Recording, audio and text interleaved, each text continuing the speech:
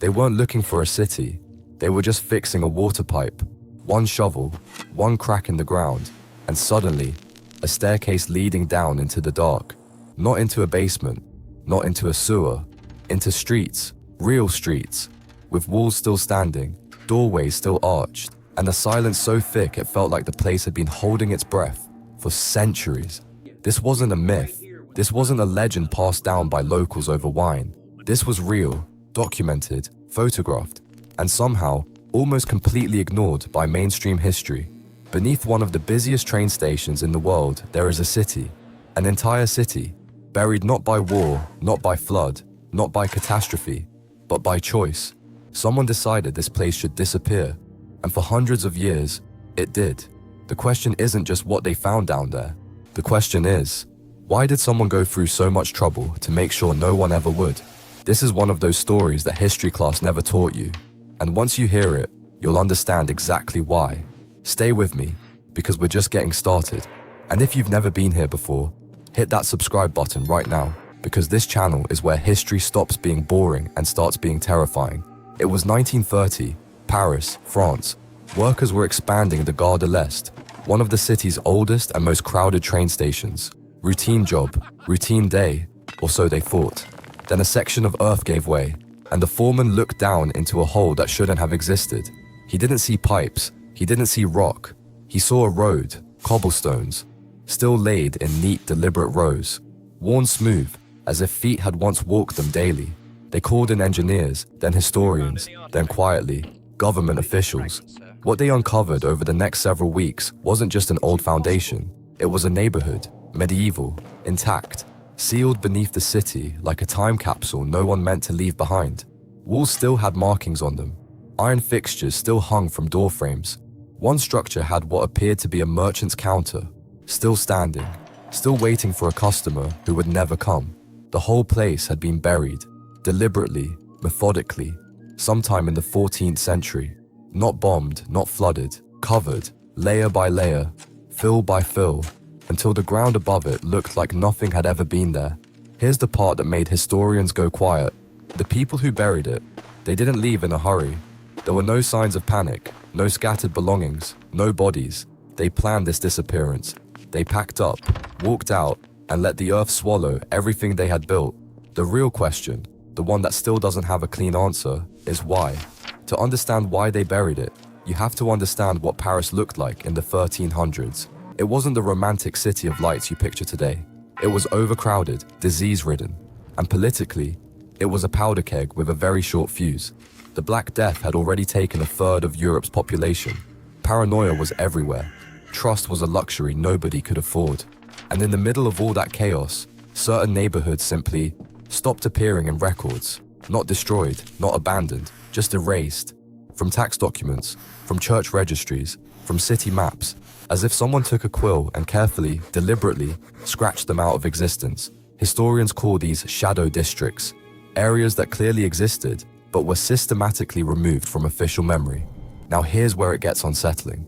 The buried neighborhood beneath Gare de l'Est wasn't poor. It wasn't a slum. The construction quality was sophisticated. The layout was planned. This was a community of educated people, possibly merchants, possibly scholars, possibly something that made the wrong people very nervous. Because in medieval France, if the church or the crown wanted you gone, you had two choices. You could wait for them to come for you, or you could disappear first, and that merchant's counter still standing in the dark. The iron fixtures still on the doors. Those aren't signs of a community that fled. Those are signs of a community that prepared. They left everything in place, neat, ordered, almost like they were sending a message to whoever found it next. A message that had been waiting, sealed underground, for 600 years. When archaeologists finally got proper access to the site, they expected rubble, decay, the usual remnants of something old and broken. What they found instead made several of them stop taking notes entirely. The artifacts weren't scattered, they were arranged. Ceramic vessels stacked in a corner, tools placed on a surface as if mid-use, a small iron box, locked, sitting alone in the center of one room. Nothing thrown, nothing broken, nothing left to chance. This wasn't abandonment, this was a staged scene. And then they found the writing. scratched into the lower section of one wall, not at eye level, but low, almost at floor height, as if written by someone kneeling or hiding. The inscription was in Latin. Translated loosely, it read, "We were here. We chose to go. Do not look for what we became." Let that sit for a second. These people didn't just bury their homes. They buried their identity, their trail, their entire existence in the historical record. And that locked iron box, when it was finally opened, it was empty. Not robbed, not damaged, just empty. As if whatever was inside had been the whole point, and someone made absolutely sure it left with them. Here's the detail that nobody talks about enough. The layer of earth directly above the buried streets, the very first layer used to cover this place, wasn't local soil. It was imported, brought in from somewhere else entirely. Whoever buried this city didn't just want it hidden. They wanted it hidden permanently, by people who knew exactly what they were doing. That level of planning doesn't come from fear. That comes from knowledge. Historians went digging, not just into the ground, but into the archives, church records, royal decrees, trade documents, census rolls from 14th century Paris, and they found something that should have been impossible. There was absolutely no record of anyone ever living in that location. Not a single name, not a single transaction, not a single birth, death, or marriage connected to those streets. For a neighborhood that size, that level of erasure is not an accident. That is an operation. Someone in power didn't just want these people gone. What, they wanted them retroactively unborn, removed from the story of the city before the ink had even dried. And here's the irony that historians still find quietly disturbing. The only reason we know this neighborhood existed at all is because of a broken water pipe in 1930. 600 years of perfect erasure, undone by one cracked pipe and a confused foreman. But who were these people? What did they know? What did they do that made an entire medieval institution scrub them from the record? One theory, and it's the one with the most archaeological support, points to a group of scholars and naturalists who were documenting things the church considered deeply dangerous. Not sorcery, not heresy in the dramatic sense, just questions, written down, organized, shared. In the 14th century, that was enough. Asking the wrong question in the wrong place could end you, your family, your neighbors, your entire street. So maybe they didn't run. Maybe they did something far more sophisticated.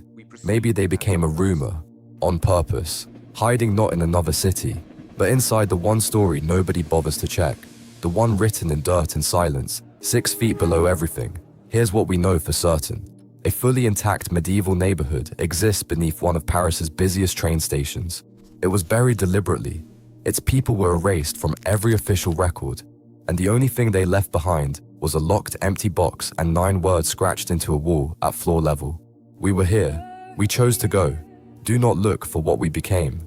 For years, archaeologists debated what that inscription meant. Was it a warning, a farewell, a final act of defiance?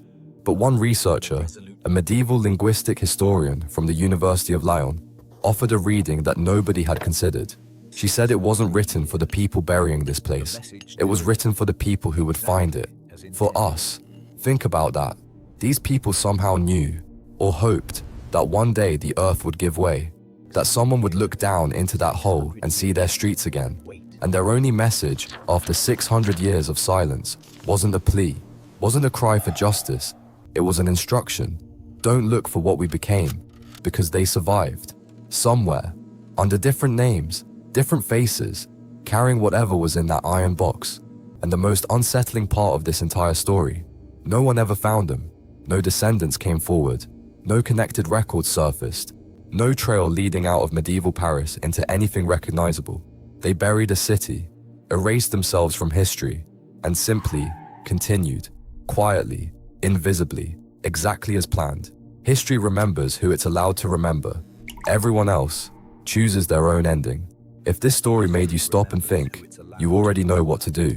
Hit subscribe, because this channel exists for exactly this. The history they buried, the stories they erased, and the questions that were never supposed to be asked.